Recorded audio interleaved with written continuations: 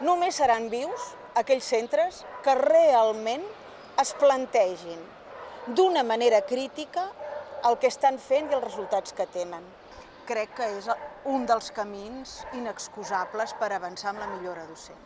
La reflexió sobre la realitat de l'aula i la realitat de la relació amb l'alumne, allò que no aconsegueixes, la consciència de l'equip docent, el posar en comú el que fan, a l'analitzar les bones pràctiques i a l'analitzar els fracassos que es tenen dia a dia. Crec que hi ha un element que ens caracteritza els docents, que és el nostre individualisme.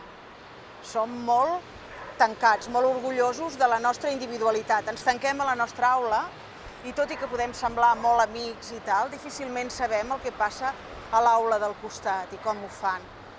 Només posant en comú, obrint les portes de la nostra aula, ensenyant realment el que fem i fins on arribem, no? I analitzant allò que fem i veure aviam de què estem satisfets i satisfetes d'allò que fem, per què creiem que ens ha sortit molt bé, que ha estat productiu, o què és el que ens ha deixat amb recança, què és el que nosaltres esperàvem, fins on hem arribat i per què no hem pogut aconseguir allò que ens havíem plantejat. Treballar-ho entre tots buscar una manera amb el que tenim a dintre dels centres, jo crec que generaria una extraordinària millora, que no necessita en aquest moment uns recursos extraordinaris, simplement aquesta posada en comú de possibilitats, d'èxits, de bones pràctiques i de problemes, de mancances, d'insatisfaccions i la cerca conjunta i amb equip de solucions.